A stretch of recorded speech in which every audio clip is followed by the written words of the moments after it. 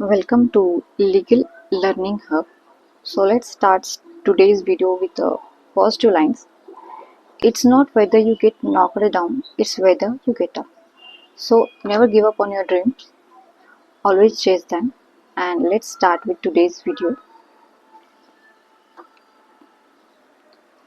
तर आजच्या व्हिडिओमध्ये आपण डॉक्ट्रिन ऑफ प्रॉस्पेक्टिव्ह ओव्हररुलिंग ची संकल्पना, उगम, प्रमुख खटले, घटनात्मक महत्त्व आणि परीक्षेच्या दृष्टीने महत्त्वाचे मुद्दे समजून घेणार आहोत. A doctrine is a legal principle developed by courts to interpret and apply constitutional provisions. So, doctrine समजली तर केस लॉ समजते, केस लॉ समजली तर संविधान समजते. भारतीय संविधान समजून घेण्यासाठी केवळ कलमे, प्रकरणे जाणून घेणे पुरेसे नसते.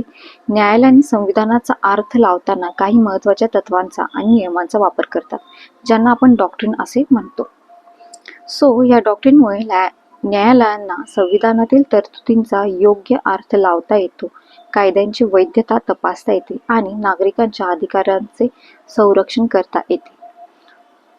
So today we are going to discuss about doctrine of prospective overruling.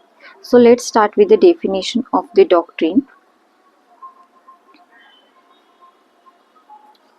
Prospective overruling, it means that when a court changes or overvalues an existing legal rule, the new rule will apply only to the future cases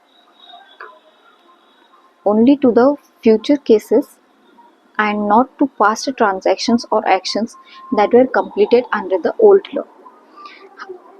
doctrine of prospective ruling हा न्यायाने विकसित केलेला एक महत्त्वपूर्ण न्यायतत्व आहे.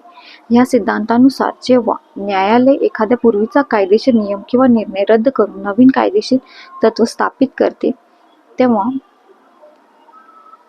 त्या नवीन तत्वाचा परिणाम केवळ भविष्यातील प्रकरणांवर होतो, भूतकाळातील व्यवहार, अधिकार किंवा निर्णयांवर होत नाही.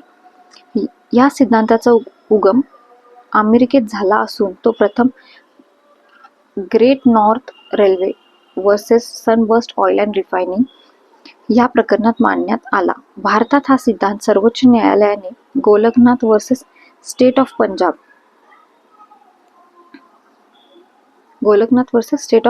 या केसमध्ये we could see it was a leading case related with the doctrine of prospective.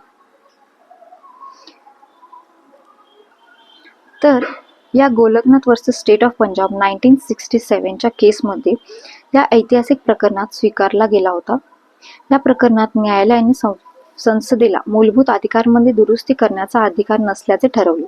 मात्र यापूर्वी झालेल्या घटना दुरुस्त्या रद्द न करता हा निर्णय केवळ भविष्यासाठी लागू राहील असे स्पष्ट केले. हा सिद्धांत मुख्यतः articles related with this doctrine. If we had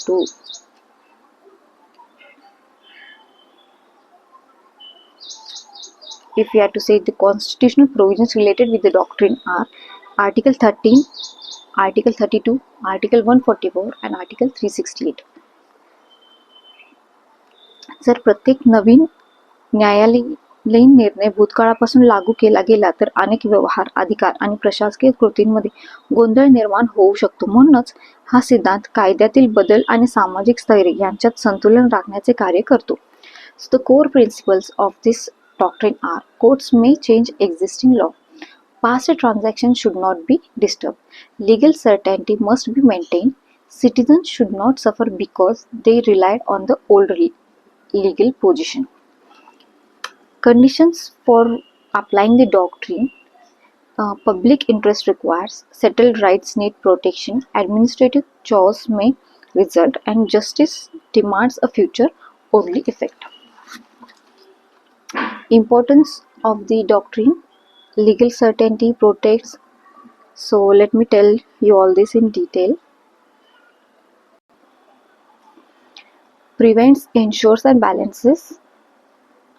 Characteristics of the doctrine are: judge-made doctrine, exception to the normal rule of retrospective operation, applied sparingly, primarily used by higher constitutional courts, based on equity, fairness and justice.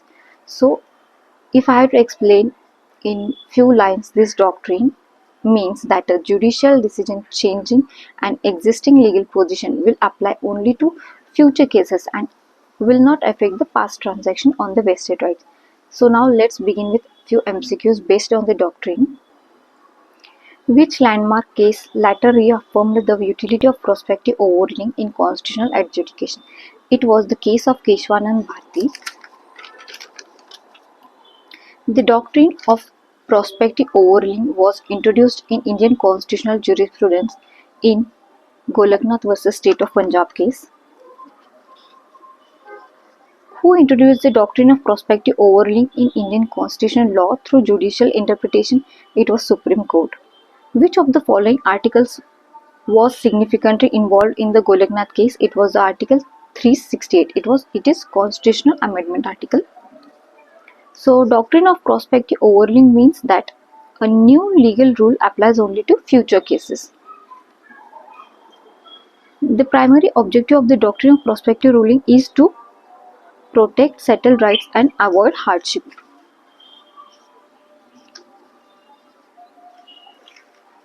The doctrine of prospective overruling originated in United States of America. Which article provides that the law declared by the Supreme Court is binding on all courts in India, thereby giving significance to prospective overruling? Article 141. We discussed it before. The doctrine of prospective overruling is primarily based on equity, justice, and good conscience. The doctrine is generally evoked when retrospective application may result in injustice and uncertainty. So this is assertion and reason. Prospective overruling prevents disturbance of completed transaction, and reason is people arrange their affairs based on the law as it exists at that time. So option A, both A and R are true, and R is the correct explanation for A.